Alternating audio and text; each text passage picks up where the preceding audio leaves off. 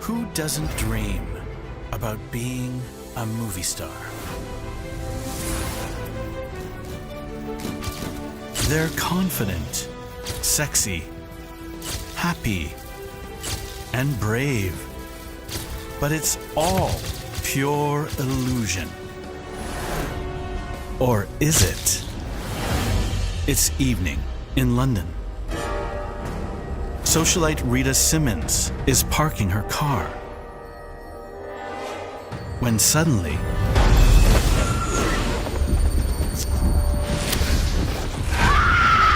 Hey! This was not a movie. There weren't any cameras, but Rita Simmons would be rescued by action movie star Tom Cruise? But that's not the only time Tom Cruise would rescue someone in real life. He's done it on at least 5 different occasions, and he's not the only one.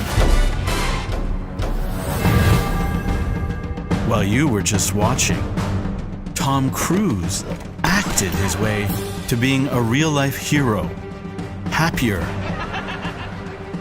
more in love, and more confident. But what if I told you there's new emerging science that says, hello, you could do the same thing? We've been told that positive thinking can change us. But you could probably change your life far more by simply acting happier, acting more confident, acting brave, and even acting in love, just like a movie star. Because it might not be what you think, it's how you act.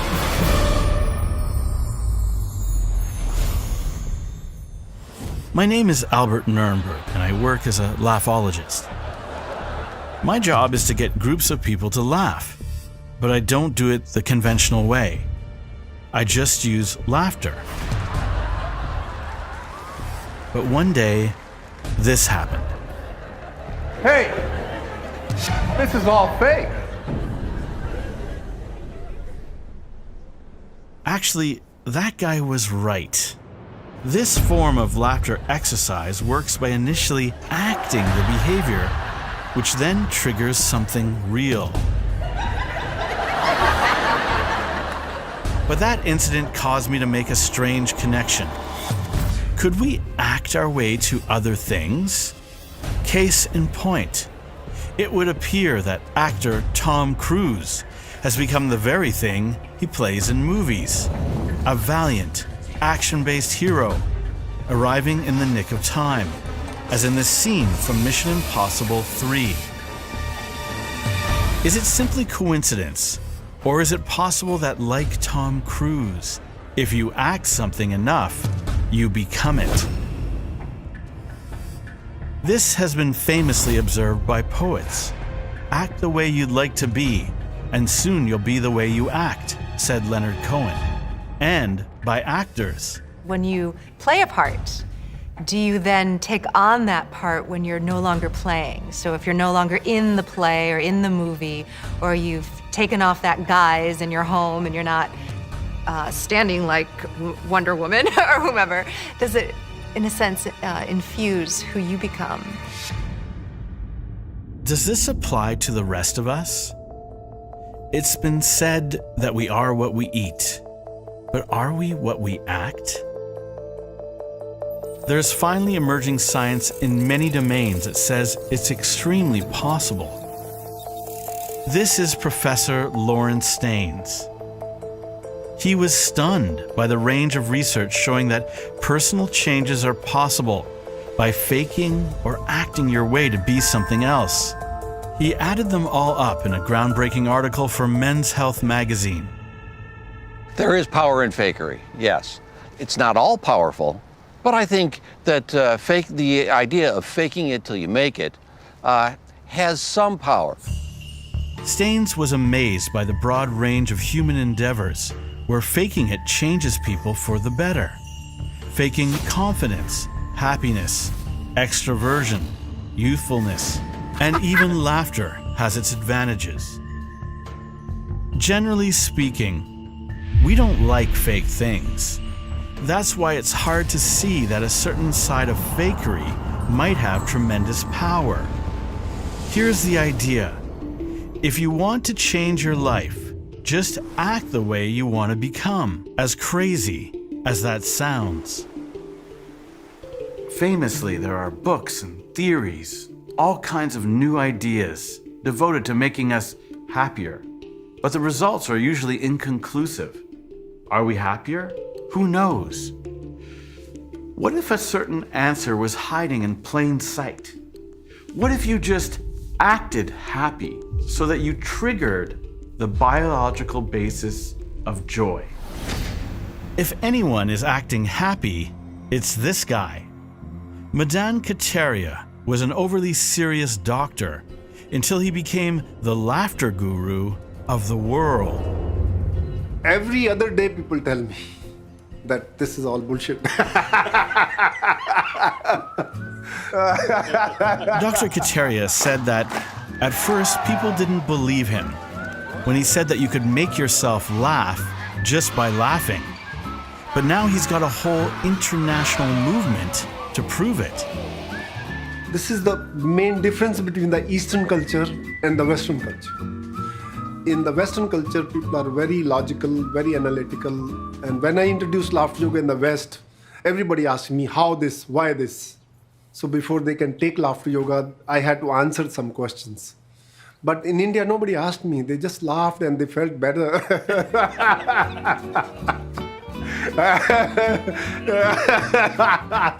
Kataria's burgeoning movement has faced opposition due to its emphasis on faking your way to authentic laughter. The easiest way to be happy is to act like a happy person. What I believe, that if you feel better, there is a biology behind it. It's possible. By changing your body behavior, you can change the release of certain neurotransmitters from the brain. So you can start from the mind, gets into the body. You can start from the body, it gets into the mind. Your mind is not under your control. Your body is under 100% in your control. Fake it until you make it. This rule is so fantastic. I love this. Research has shown that laughter may open the door to a broad range of positive expressions, including smiling, cheering, and a sense of well-being. To prove that laughter can be triggered, Kataria demonstrated the gradient laugh. It starts with an acted laugh, where you laugh quietly, gradually getting louder and louder until you trigger real laughter.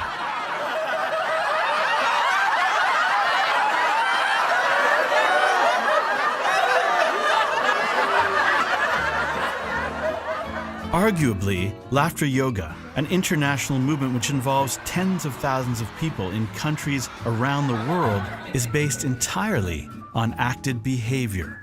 You have faked the entire movement. Yeah, of course. Well, I'm the living example of your movie.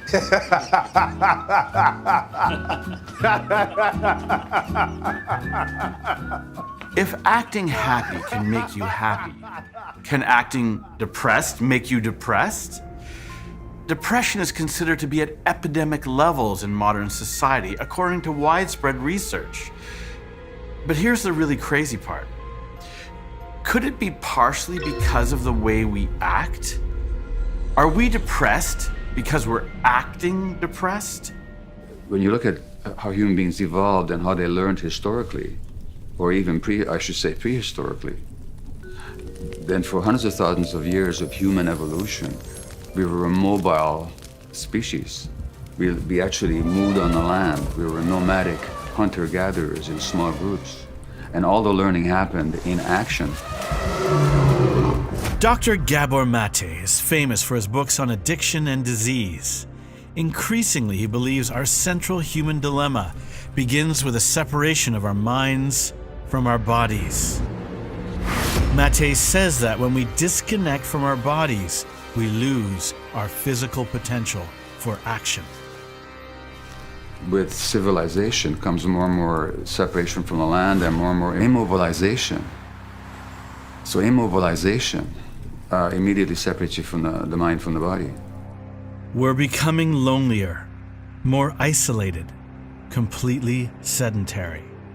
We live in our minds and we've abandoned our bodies.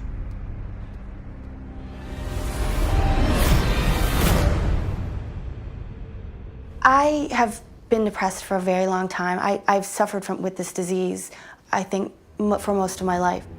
When people would come up to me and say, "What's wrong?" or "Cheer up," or "Smile," I didn't realize that I had this look on my face. It wasn't something that I did deliberately. Sarah had been frowning all her life, but she thought nothing of it until she became part of a revolutionary experiment where people wrestling with major clinical depression had their frown muscles paralyzed with Botox. I don't tell a lot of people about it because it sounds sort of crazy. Because of the seeming, improbability, the strangeness of using a cosmetic treatment that people in Hollywood use to cure a mental illness or to help a mental illness. So I didn't expect it to work, and I was surprised when it did. When we think Botox, we often think fake, but a personal experience by a plastic surgeon has inspired what may be a revolutionary treatment for depression. I can't overemphasize the memories of being a little boy and seeing my mother just like paralyzed from depression. But you just look at her face, and you're like, holy cow, something's not good. As a doctor, couldn't help her. I got her the best I could get her. Nothing helped. Years later, Finzi's memories of his mother's frowning face would cause him to link facial expressions with depression. Maybe the expression is just not just the manifestation of the disease, but part and parcel of the disease. Dr. Finzi believes that our cultural obsession with frowning and being overly serious may be driving us to depression. There's a lot of research in the psychology literature showing that if you frown before you watch a cartoon, that you're going to think the cartoon is not as funny as if you were smiling.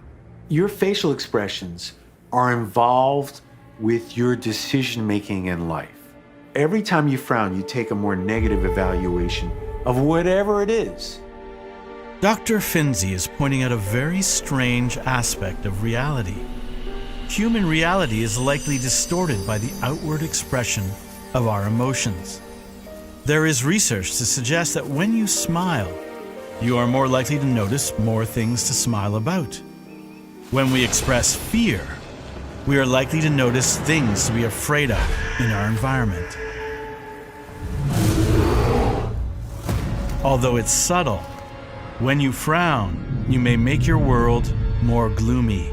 This is a way for us to get into your brain without going there. I mean, how else do I get to this part of your brain called the amygdala, which is the seat of negative emotions? There's no way to get in there. But these muscles are like hardwired in. Calm down the muscle, it then talks to the deep part of your brain. And that was it. Nice and easy.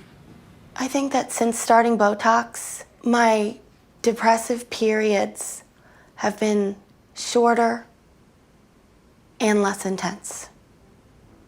It has been years since someone has said to me, "What's wrong?" or "Smile." I had the ability to test the hypothesis because I already knew how to modify a facial expression by using Botox. I had no data when I first started. I just felt strongly that based on everything I had read, it's going to work. And what happened? It worked. If you can reverse engineer happiness and depression, is it possible you could reverse engineer confidence and pride? But where would you start? How about in a small village in Burkina Faso, Africa? It was here that a group of Canadian researchers first identified a human universal. We had this group of people. I mean, it was an amazing research experience. Felt like we'd gone back in time 200 years. If you have any knowledge of Western culture, you're gonna know who Tom Cruise is. He was the biggest movie star at the time. And so we thought, well, if you don't know who the biggest movie star in the world is, if you can't recognize that person, you really don't have any connection with Western culture. And so we wanted to know people who've never seen a Western movie or magazine where you see these displays all the time, will they still see this display and say, yeah, that's pride, that person's feeling pride? Because if they do, that's really convincing evidence that what we're talking about is universal. What Tracy is describing is the victory pose, an explosive, expansive posture that is so innate that even blind athletes will make this pose when they win races. I didn't sort of come up with this from thin air. We see it every time we watch any kind of athletic event, right? And so all I did was think, okay, we know that people show this expression. The question is, when other people see it, do they recognize it as pride? And so that's what we did. We said, let's see if that's the case for pride. So, And the answer was? The answer was yes, yeah. The reason it matters is because, I mean, it kind of goes back to Ekman, right? So Paul Ekman said these 5 or 6, depending how you count, facial expressions that go with emotions are universal. The question was, are expressions and gestures innate, the same for all human beings, or are they the product of the culture you live in? We are a species where they're in really central features of our lives are similar across the world. When he did that, that was kind of the first piece of evidence to say that emotions are not just culturally derived. They're not just something we learn from other people in our culture and then display and feel because we've been taught to. They're actually part of how we evolve. They're part of what makes us human. That's huge, right? From a scientific perspective, to know that these things that feel super subjective and really are very culturally embedded, that actually the reason we feel sad or angry when we do is because we evolved to do that it's adaptive for humans to have these emotions. They do things for us. They're functional. They've helped us survive. They've helped us reproduce. They've, helped us become who we are, essentially. Professor Tracy and her team proved that pride expressions, sometimes called the victory pose, are universal across all humankind. It is so powerful as a pose that we get it even when it's faked. But something far more revolutionary was to come. If we make the victory pose when we feel powerful, does the opposite apply? Do we become more powerful when we deliberately make this pose? This is arguably one of the most watched academic speeches of all time. In it, Harvard psychologist Amy Cuddy proposes a new kind of practice known as power posing. Just acting out these poses, she says, changes our body chemistry so that we both feel more powerful and are seen as more powerful. When we feel powerful, we expand. When we feel powerless, we shrink.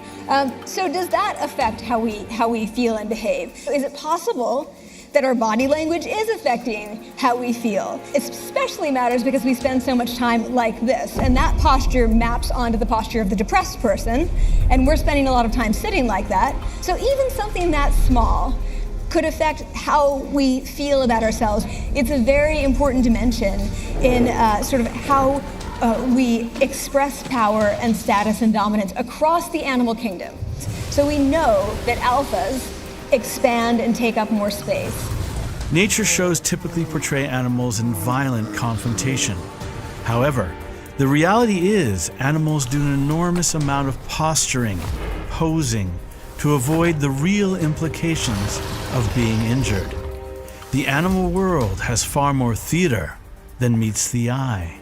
The animal that has power or is trying to signal power is going to take up space because that has an effect on the other animal, right? The other animal perceives that, and you are now seen as more dominant and more threatening and stronger. What we find is that power changes the way you feel. So when you feel powerful, you also feel generally more confident, more optimistic, your mood is better, you see challenges not as threats, but as opportunities. It changes the way you think, so you are better at abstract thinking, other kinds of executive functions improve, you are more creative, you basically think better when you feel powerful. Cuddy's research, however, has been embroiled in controversy because other scientists have been unable to replicate it. Is there a controversy around power posing? Yes. Is there a controversy around the majority of psychological studies? Also, yes. But Cuddy's power posing concept, built on work by Paul Ekman and Jessica Tracy, has caught on with the public. Amy Cuddy even power posed, all the way to The Late Show. A lot of people know you from these things called power poses, okay? Sure. What's a power pose? Well, so if you won first place in a race and you crossed the finish line, what would you do with your body? Woo! Journalist Michaela McKenzie tried power posing for an entire month. I learned to pay more attention to my body language and tweak it in situations where I needed a confidence boost or needed to appear more assertive. Those poses are actually giving you a very real confidence boost.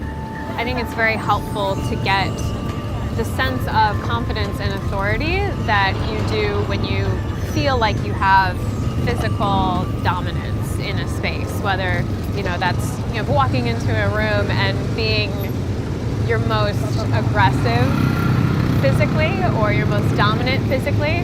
That definitely is an interesting way to think about it. We conducted our own test of power posing. The effect was almost immediate.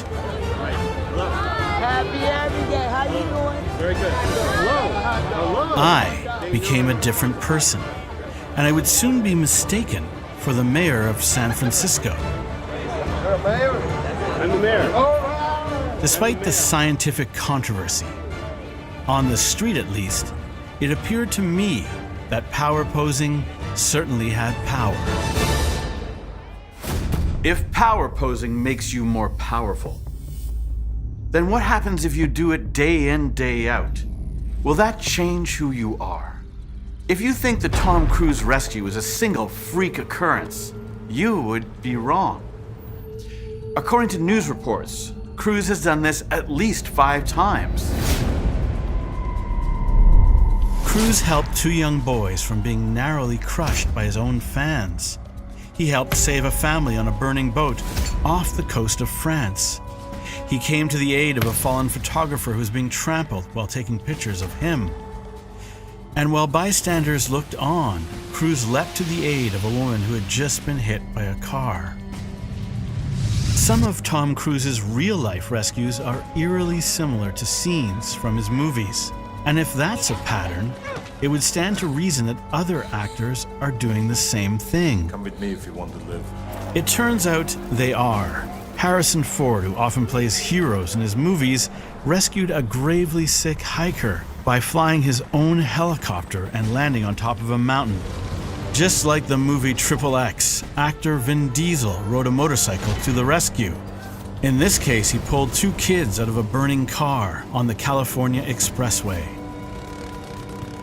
Titanic star Kate Winslet was staying at Richard Branson's house on an island in the Caribbean when it was hit by lightning and set on fire. News reports would credit Kate Winslet for rescuing Richard Branson's mother. Among the 20 people staying in the main house, actress Kate Winslet, who played a heroic role. Actors playing heroes in movies, becoming heroes in real life? Is it a coincidence or a very strange pattern? Look deeper, and there's more. Actors Brad Pitt, Arnold Schwarzenegger, Jennifer Lawrence, Clint Eastwood, Emily Blunt, and Matthew McConaughey were all involved in spontaneous rescues. This entertainment reporter for the San Francisco Chronicle noticed the trend and thinks it's a bizarre byproduct of Hollywood's action film culture. Tom Cruise is credited with coming to people's aids after audio accidents twice, and I believe it was both in 1996, the year of the first Mission Impossible.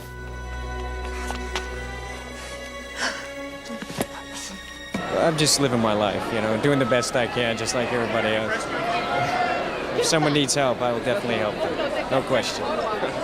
Although Tom Cruise is a controversial figure, likely because of his involvement in Scientology, there is an undeniable pattern of rescues that begin when he becomes an action star, specializing in doing his own stunts. The stunts have been so exceptional and public that they've been the subject of international news.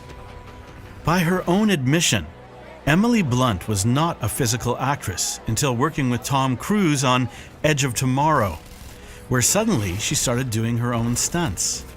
In her next film, Into the Woods, Blunt rescued actress Meryl Streep from a potentially damaging fall. One of the things that these celebrity, life-saving incidents kind of makes me wonder is, would I be able to do what they do? And I think that's what a lot of people wonder. It's sort of like, how would I react when I'm in that situation? Harrison Ford is probably the embodiment of the Hollywood action hero. But he's had a number of public mishaps and rescues that seem to closely resemble scenes from his movies. Is it possible that roles such as the cavalier Indiana Jones and the reckless Han Solo have led to Ford's similar behavior in real life? Ford disregarded protocol at John Wayne Airport when he flew his plane only 87 feet over a loaded passenger jet. One of them, the schmuck that landed on the taxi right in front of me. And perhaps like a scene from Indiana Jones, he crash-landed a vintage plane on a golf course. Media reports connected Ford with the scenes from his movies. Not too far from the image we have come to know of them in the movies. The adventure-seeking, larger-than-life characters who make a habit of death-defying feats of flight. You know how to fly, don't you? No. Do you? Well, the other thing about it, too, is it's a huge risk for them to save lives, or to put themselves in dangerous situations. I mean, if you're, crawling into a burning car to pull people out, well, one, you may get killed, but the other thing is you may get disfigured, which would pretty much end your movie career. That exact factor was at play after an incident that happened one night on a road in Hidden Valley, California. That's Jamie Foxx's home, the actor. He hears a crash, the noise, the sound of a crash, looks out his window, realizes there's a vehicle that he can see that is on fire. There's no hesitation whatsoever. He goes running right over. Right about then is when this other fella showed up, happened to be an off-duty EMT. He gets a pair of these special scissors, okay, that are designed to do multiple things, hands it to Jamie. He breaks the window. The fire is getting bigger. They try to pull him out, and they can't get him out. So what did Jamie Foxx say to your son? He said, "You got to help me get you out, or I'm going to have to leave you here." He basically planted his feet against the whatever part of the truck on the inside and pushed. And when he did that, part of his body came out of the window, and then they were able to grab him and drag him out. Seconds later, after pulling him out, the cab started burning, and within a minute later, the whole truck it's gone the rest of the way. You could say it seems like a scene from a movie, that it was all just acted out.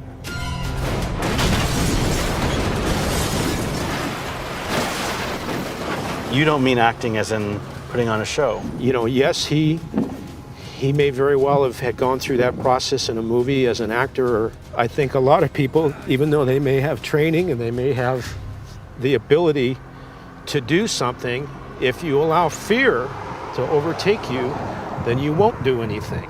You'll stand there. And in this case, watch a human being burned to death. Although it might have seemed like a movie, it was clear that this experience was very real.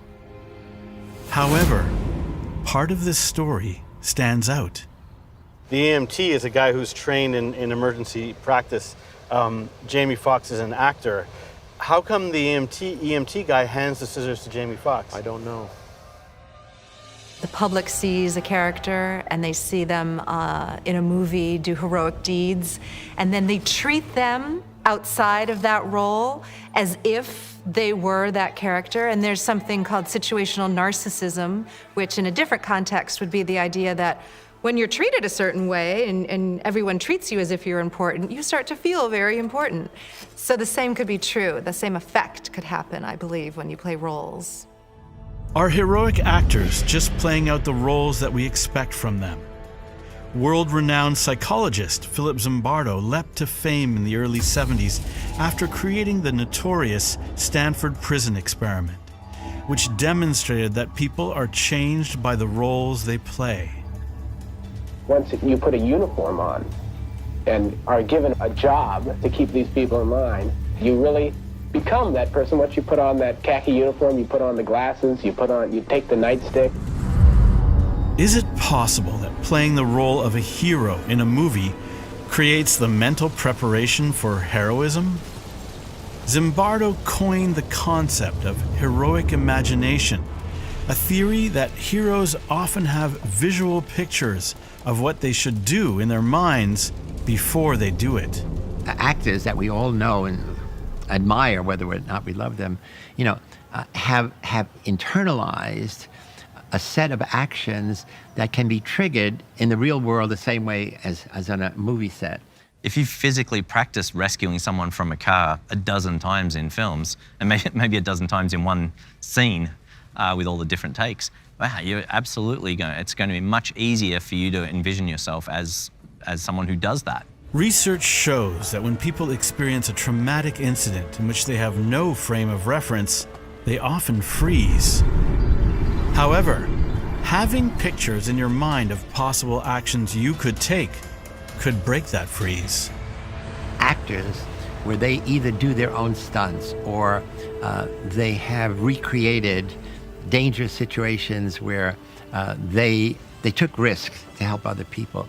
The acting, that mentality stays with them. And so now it's almost like the call. Somebody yells. If you're on the set, what are you going to do? You're going to run over, challenge the guys, beat them up, do the judo trick. I think it becomes part of what you carry on in your imagination. It's not they walk around and say, "Oh, I could be a hero." It's simply a situation occurs. Maybe they have that movie playing all the time, and as soon as somebody says help, they are ready to help rather than look around who's going to help.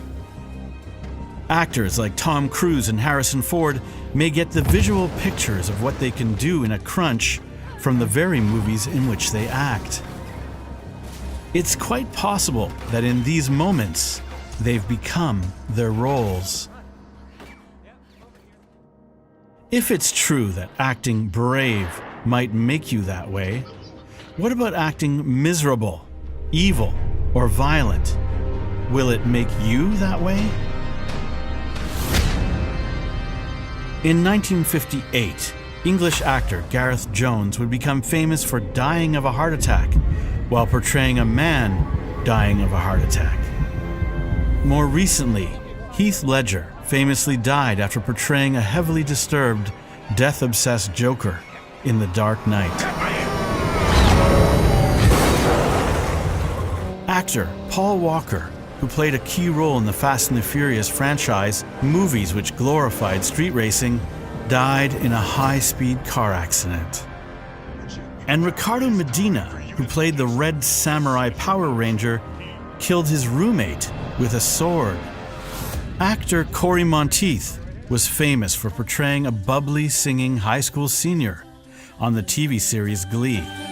Just a small town girl. But given that he had already had addiction issues, was Monteith affected by being cast as a drug addict in the movie Mechanic? Is playing a certain role on screen or on stage, can that kind of predispose you to live or die the way your character did in a role that you embody? I can certainly see the possibility of that, but it wouldn't be a simple one-to-one correlation. Dr. Gabor Mate studied Monteith's case and believes that when actors have already been marked by life experiences, it can predispose them to being impacted by the roles they play. In Glee, Monteith would have been portraying a different aspect of himself. And it's the other side. It's the other side of the darkness. But they both are real. And it's a question of which is reinforced by life. And that would have quite an impact on him, especially since both those roles represent powerful aspects of his personality. The effect is not purely that one of role. The effect is of role on a certain template that's already inside. On July 13th, 2013 in Vancouver, Corey Monteith, age 31, would die alone of a combination alcohol and heroin overdose. If there is a pattern among the stars who rescue, it's that almost without exception, they are actors who do their own stunts. We are in an era where action rules, and science would seem to agree. New research shows that action almost always trumps thought. A study showed that students learned far quicker when a lesson was mimed to them than when the same lesson was studied from textbooks. Just the simple act of looking up can improve people's moods. Research also shows if you want to remember something, don't think it. Say it out loud. Research on our physical nature has led to a whole new field of science called embodied cognition.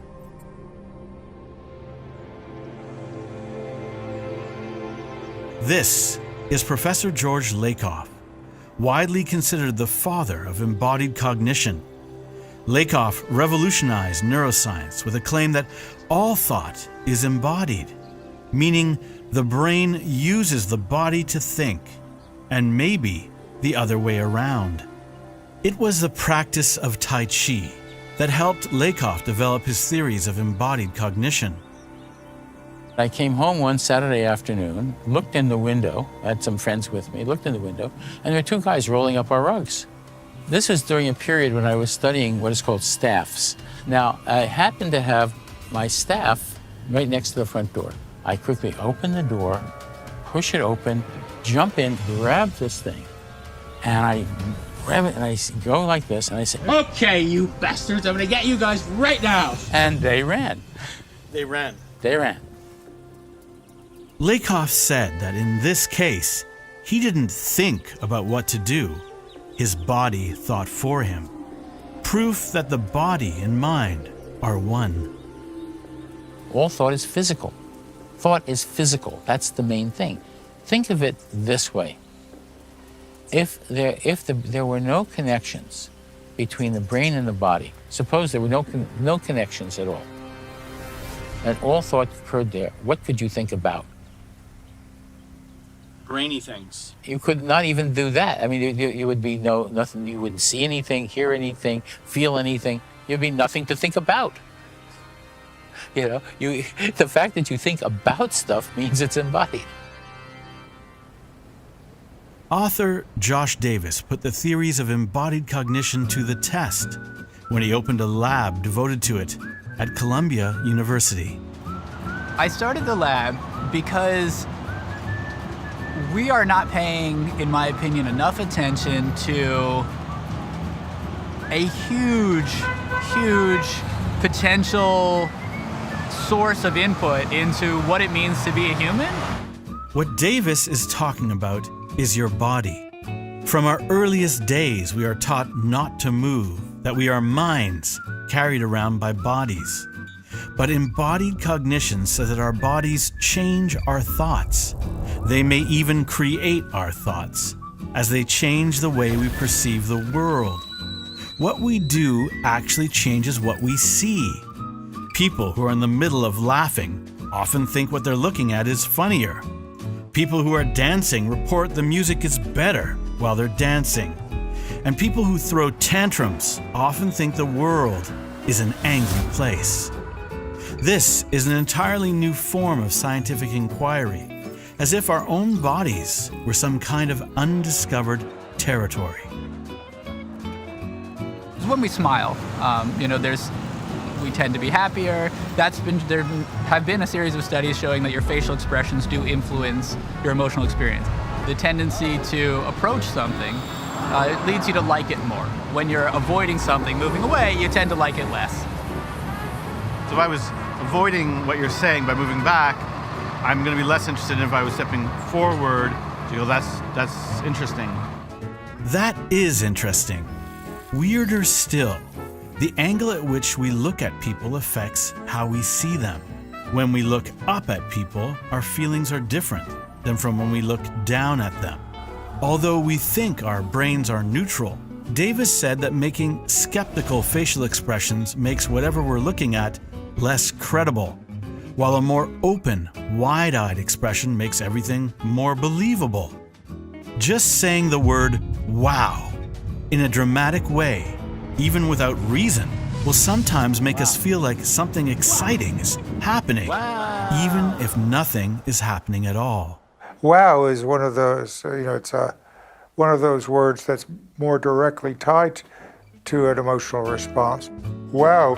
This same principle extends to the whole body. What happens to me if I give the thumbs up or if I put up a different finger that sends a very different type of message? Right. For example, if I was walking towards you and you went, hey, yeah, nice to see you, that's changing the way you think about me. And also if you walked up to me and you went, hey, are there chemical changes in my body that is changing the way I see things? So we know that these gestures influence the ways that we think and feel.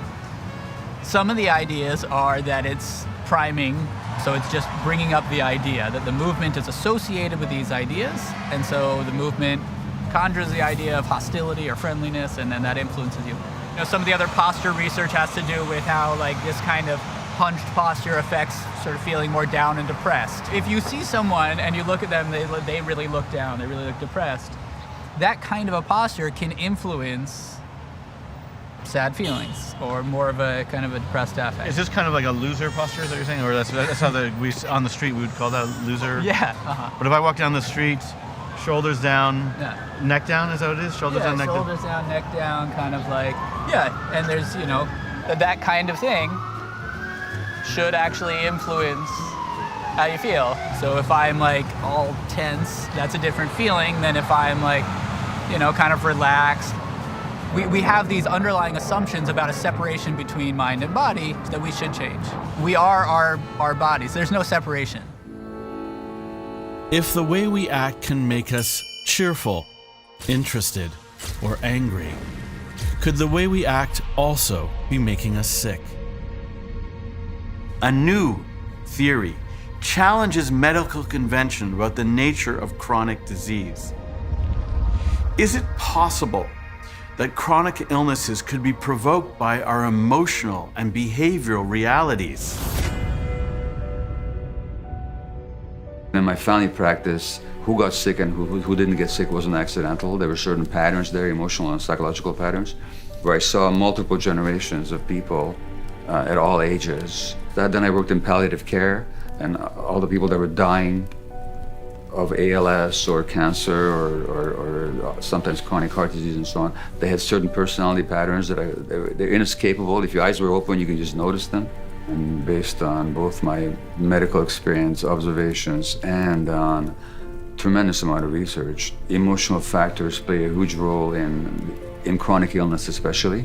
Multiple sclerosis, rheumatoid arthritis, colitis, Crohn's disease, chronic fatigue, fibromyalgia, ALS, almost any chronic condition. These conditions represent a real split of mind and body in the individual, but they really ignore their own needs. This flies in the face of conventional thinking, which says that chronic illness is either of medical or unexplained origin. Matte's theory says that people prone to chronic illness may engage in a dramatic pattern of ignoring or negating their body's physical needs.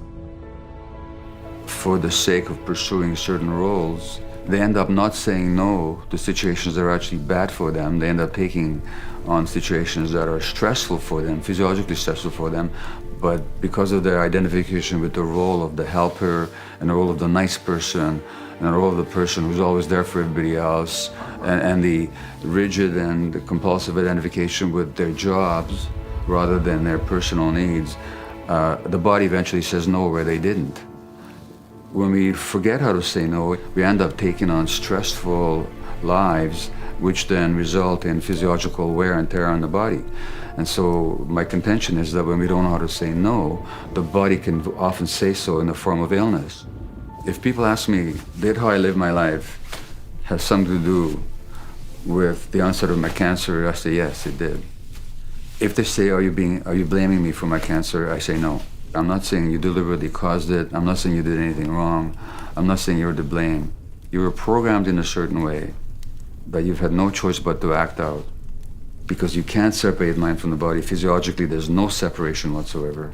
Yes, those behaviors and those emotional patterns, those social relationships have in fact contributed to the onset of your disease.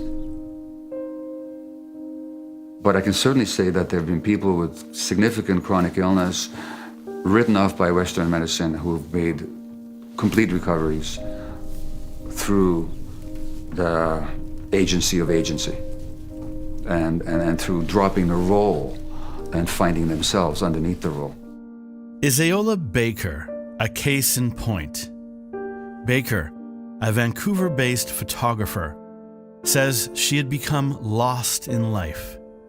But with a single act, she changed her role and possibly herself. Kind of a point in my life where everything just seemed to not be going well for me. I was depressed, had a breakup that was really rough and unhealthy, and my self-esteem was really low, and I kind of just emotionally shut down. And I realized that I really didn't want to feel like that anymore, so I decided to make some drastic changes, and I sold everything I owned. I sold my car, I packed everything I had into 2 bags. I went traveling for a couple of years to try and reconnect to myself and figure out what it was that I actually wanted to feel and how I wanted to express myself in the world. And during that time period, I would do jumping photos with friends, and it would always alter the way that I felt. One of the days I was doing jumping photos with a friend, we laughed a lot, and we realized how good we felt after doing it, how it really shifted the way that we felt emotionally and physically, and we were just altered, our states were altered. Other people, like watching us, were starting to do it, and it was this great ripple effect. Yeah, actually I really want to do that. Like, I want to feel joy, and I want to share that with people, and I want to be creative and play and interact and really connect. I thought if I did hundreds of these photos and they were shared with the world, it would be like the same contagious effect of you go to a soccer game or something and someone does goal and everybody jumps up together, and it's like in unity, like our reaction is to jump in celebration. It's almost like I was altering my state into joyfulness by physically jumping into the air and lifting my hands up and it's like I was lifting my emotions up just through the physical act. And I just kind of learned that as I went. And then later I actually saw that there were studies proving that jumping is good for your body and it's good for your health. So it's like, I didn't know that this was called the victory pose, but it really makes sense to me. But I just had this idea that I wanted to do this as a project, and I just thought, if I could travel around the world taking photos of people jumping for joy, because this is such an innate emotion that we all feel and we can all connect to. I had met a woman that owned a building in the downtown east side of Vancouver, which is one of the worst down and out parts of Canada. A lot of drug use, a lot of homelessness. And of course I said yes right away, even though I had no idea how to make a mural and I had never even thought about it, but it made sense with what I wanted to do.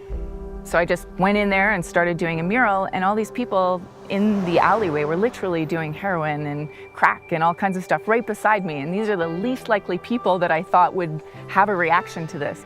But surprisingly, they were excited about it too. And not only did they want to be a part of the project and they helped me to make the mural, they actually jumped and took part in the project. And they had the same excitement, the same reaction that everybody else did. And I realized that this is something that we all feel and crave and desire. And no matter what, even if you are depressed, it will physically alter you to jump for joy. Yeah, the mural came down unexpectedly. And it was a bit heartbreaking because so many people's energy had gone into this, and it had such a positive impact on this down and out laneway with all these people, so I was a bit heartbroken.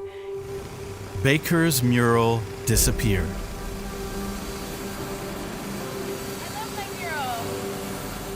But perhaps she had already proven that on the street, jumping for joy could be contagious.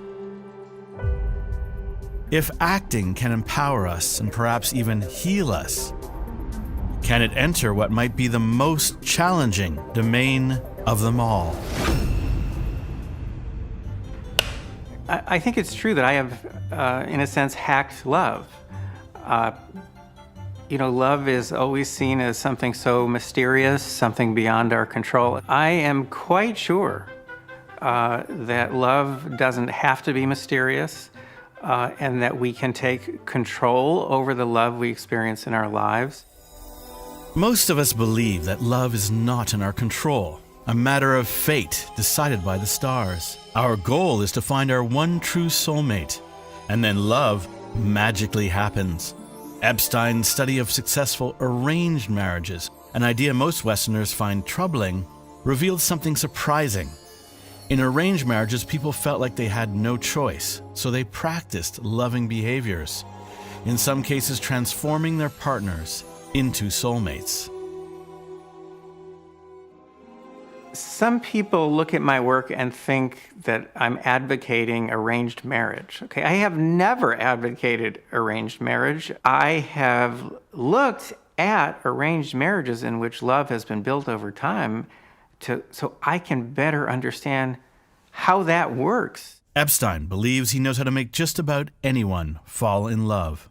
If you gave me 10 couples, I got to the point where I was pretty sure I could get at least 6 of them to fall deeply in love. If Dr. Epstein had hacked love, as he says, there was a way to find out. To try some of Dr. Epstein's love exercises right here, right now. His first exercise is called soul gazing, which is based on an ancient tantric intimacy practice. Rather than follow instinct to look away, people look deep into each other's eyes. Well, in soul gazing, you look into their eyes, except that you try to hold that gaze, and this person is trying to hold the gaze with you, and that's all there is to it.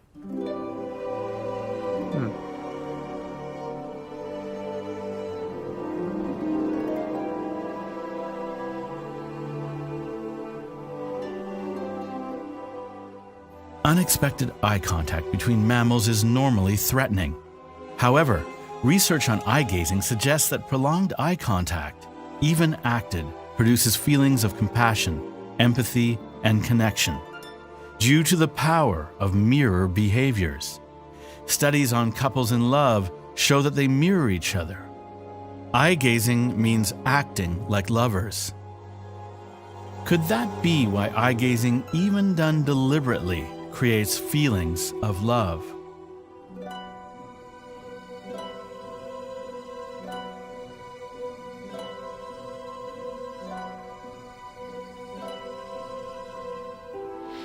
I love doing this because for me, it works. I mean, I started to feel like it was the first time I had ever actually looked at you. And of course, I've been, in some sense, looking at you for 2 hours, but I started to feel that more and more and more that I was actually seeing you now for the very first time. That was pretty weird. Weirder yet, Epstein was inspired to develop his next love exercise based on experiences in his own love life. We are so inept when it comes to relationships and love. It's pathetic. I was in a relationship many, many years ago in which my girlfriend at the time was a wonderful person who had a wonderful daughter.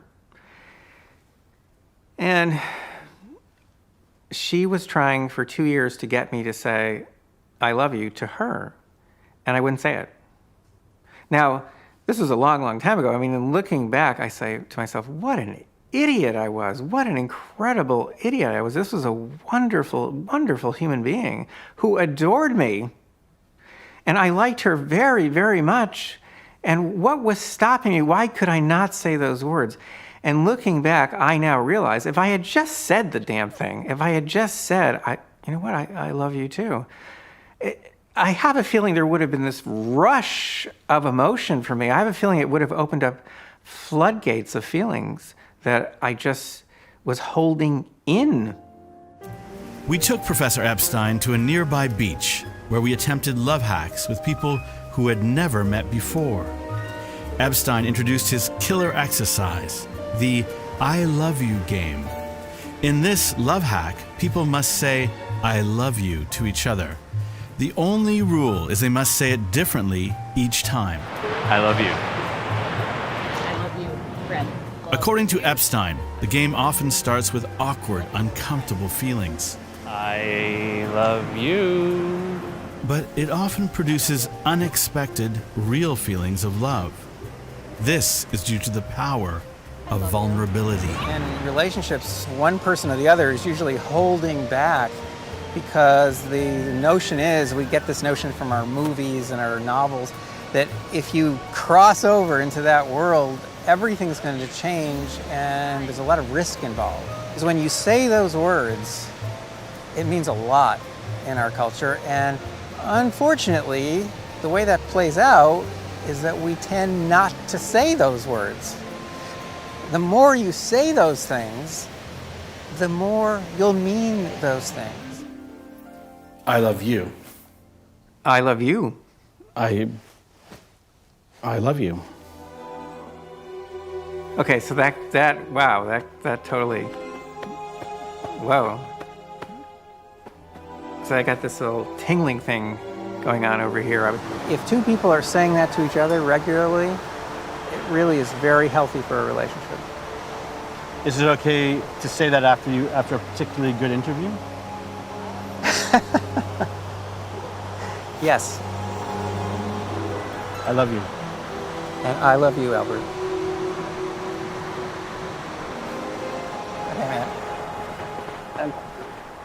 I feel closer to you than I did before.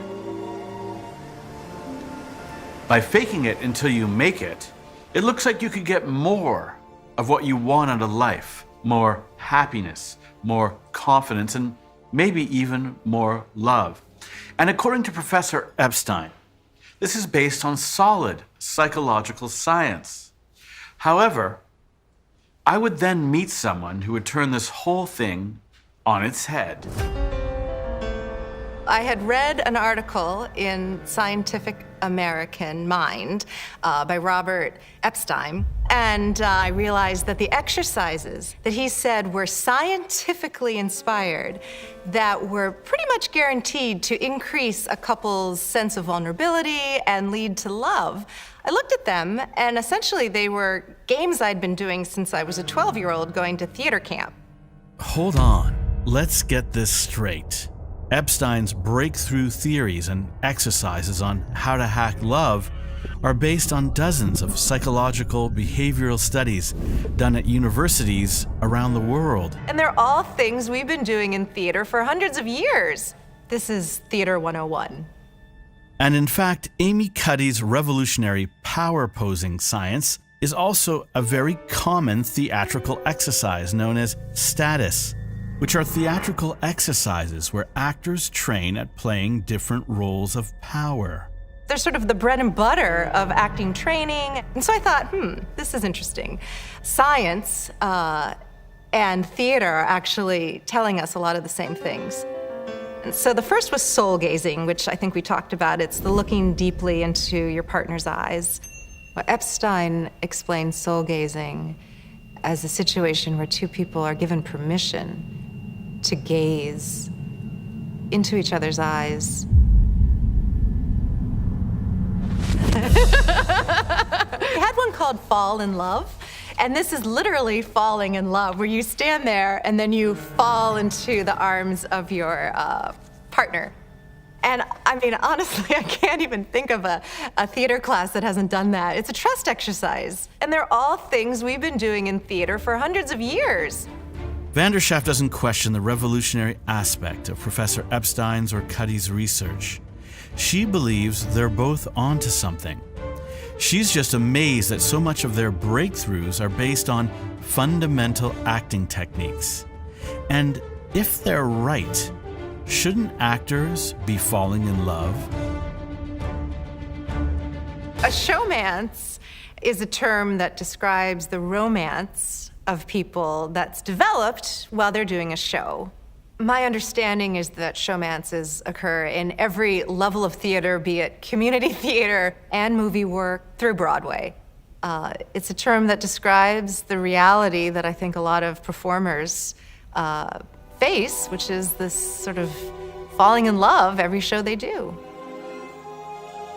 So my theory is that people who are doing these exercises regularly, people in theater, rehearsal, training, etc., should be falling in love. So I wanted to see if that was true. And I created a survey. I asked, for example, have you ever fallen in love with someone while working on a production? And 78% of the respondents said yes. And what I thought was really interesting is I asked where in the process they developed these feelings, and 93% said during rehearsal.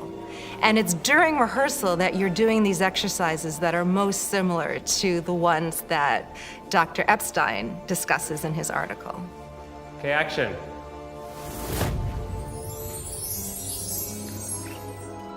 It's definitely the same process. It's exactly the same process where each person is made to feel more and more vulnerable. The defenses are getting lower and lower and lower, and each person is becoming more needy. And then there are these moments where finally they start to support each other. They start to admit that, hey, I actually like you. And that little admission just, pow, and the bond just goes like that. Through doing these exercises, what that does is it feels like love, and it is love. In the entertainment industry, people are often put through exercises that are exactly like the exercises that I recommend to people who want to fall in love. Well, Mr. and Mrs. Smith is a great example of what I've been talking about. It's a whole industry in which people are constantly being made vulnerable to each other, and in fact, that's the key to good acting. Not only do actors go through the motions of being lovers, but due to rehearsal, repeat these behaviors over and over again.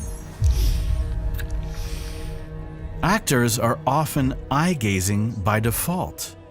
And in fact, the classic love scenes of Hollywood cinema all include powerful moments of eye-gazing. No.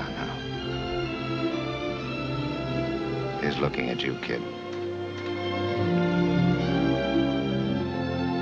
Aside from an apparent cocktail of love-producing exercises, actors also share something else which drives bonding. I think the nature of theater and movie work is inherently filled with risk. And that's what's exciting about it. When you go through risk together, you are closer and you will have that bond probably forever. Even where people know it's not real, which is odd, it strengthens the bond. And I don't think that happens very much in many professions. I don't think it happens if you're in the pharmacy profession, let's say. But in that industry, I think that will happen. I think you're going to be put through exercises that I consider to be emotional bonding exercises. If just repeating the phrase, "I love you," promotes real love, could this explain why so many actors fall in love on the job? I love you. Actors are put into the situation all the time where they have to act like they're in love. Well, guess what? If you act like you're in love, that creates love. Brad Pitt and Angelina Jolie are certainly one of the more famous showmances. Mr. and Mrs. Smith is a great example because, you know, these actors at some point gaze at each other. These actors go through all kinds of physical crazy stunts together. These actors fall in love, and then in fact, a serious relationship results. I think playing the part of being in love can definitely put someone at risk of actually falling in love. And so it's no wonder that their relationships are often very unstable. They end up cheating on each other right and left. It's the nature of the industry. It actually immerses people in this process that I've been studying for a long time. So what do you expect?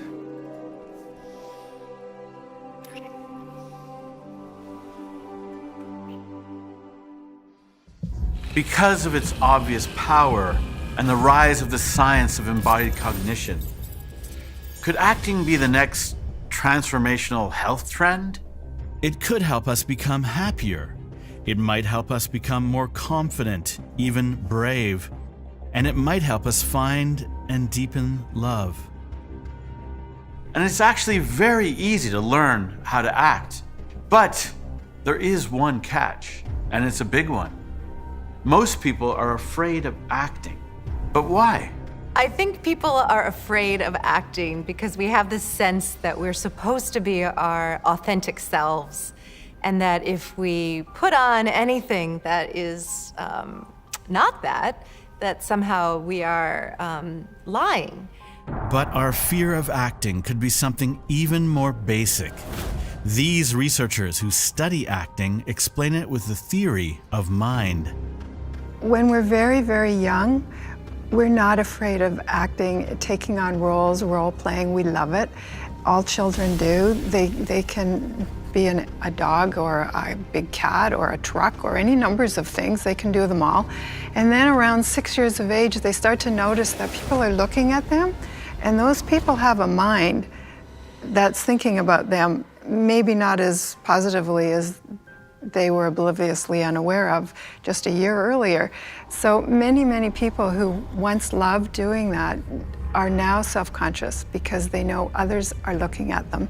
And that socializing fear of shame is paralyzing. Paralyzing, maybe. But here's the twist. Even if we've lost our childhood love of role play and acting, aren't we all acting anyway? Welcome to the movie. This professor says that we are all acting. We just may not know it. Shakespeare said all the world's a stage and we're but the players. What he meant by that is that we're constantly participating in a play. This is one big movie. We're all acting, right? All the time, and there's no way to stop.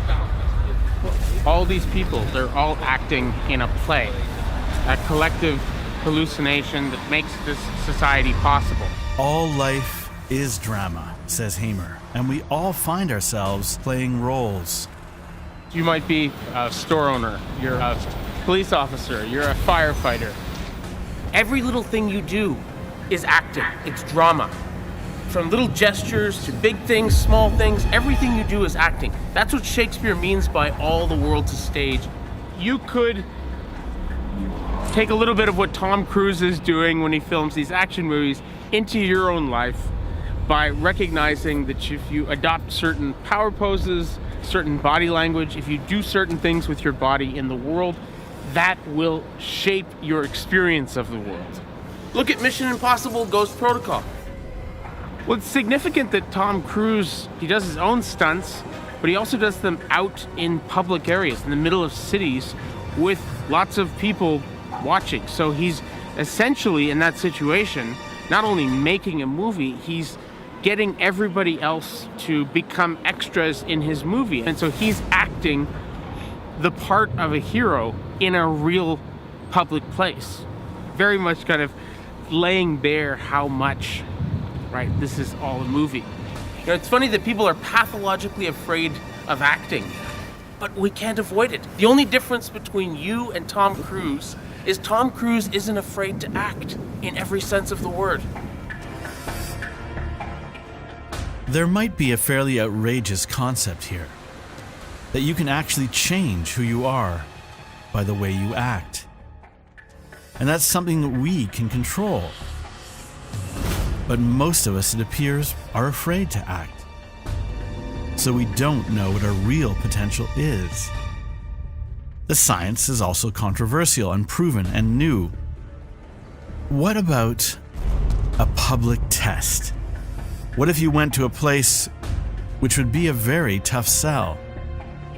This is Idea City, a conference dedicated to scholars, intellectuals, and brains. If anyone is out of their bodies, these people are.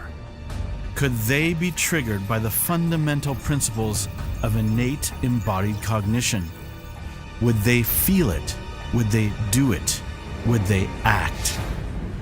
It was showtime. I'm here today to introduce what I believe could be an entirely new form, of exercise. But first, before I start, I just want to charge Idea City with discrimination. Idea City is described as Canada's premier meeting of the minds. Are we just minds? Are we merely brains on sticks?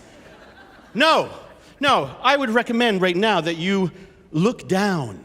What is that? What is that? Yes, that's your body.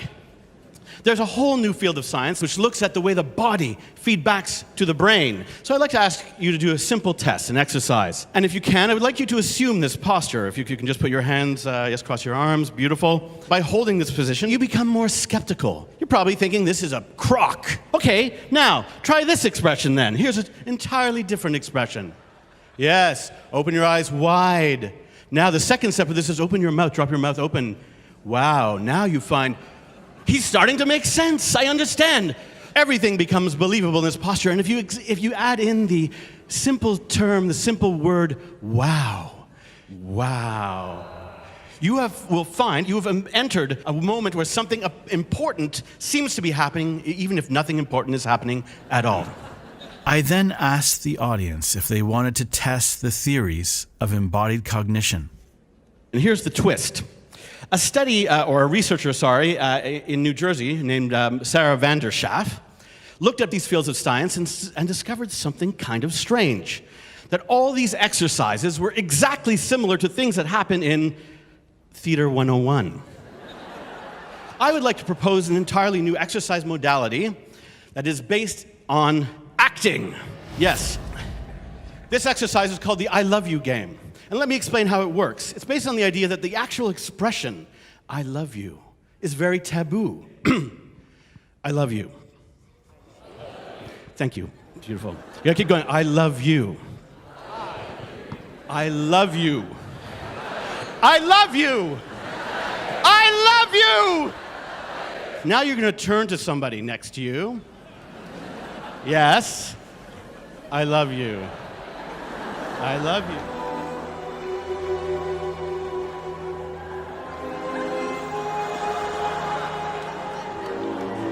Beautiful!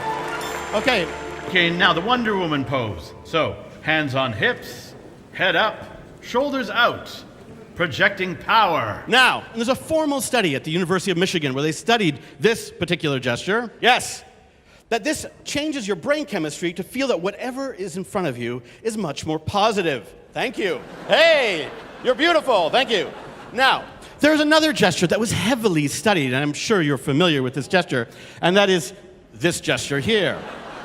Research at the University of Michigan suggests by making this gesture, we will change what is in front of us to become more negative in terms of our viewpoint. So, let's see if that's true. Let's conduct an experiment. Now, this is merely an exercise. So first, you take your right arm, let's say, take your right arm and you extend it like this. Now, as you gesture like this, you will find a certain part of you is activating, hostile, primal. In fact, I recommend doing it with both hands. That's when I realized it was working. These people might be brainiacs, but right now, they were in their bodies. You might see a room full of people giving me the finger, but I saw a room full of people acting. Victory pose! Yes! Wait, but wait. We're being judged. Look, there's cameras watching everything we do, adults judging us for acting like children. So, our final gesture is a rejection. Will be a powerful rejection of that feeling of judgment. Yes! This is it! Yeah! Take this! Judge this! Yes! I love you! Judge this! Yes! Thank you. Thank you very much. If Shakespeare is right, and all the world is a stage, here's an idea. We can act when we want to, and acting on positive human universals might improve our lives.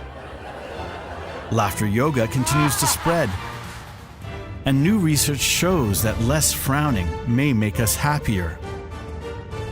And so does, it appears, jumping for joy. Out of the blue, I got a call from someone in Palm Springs. They asked me to come down to California, and here I am. I'm jumping for joy again. Tom Cruise continues to perform outrageous stunts in public.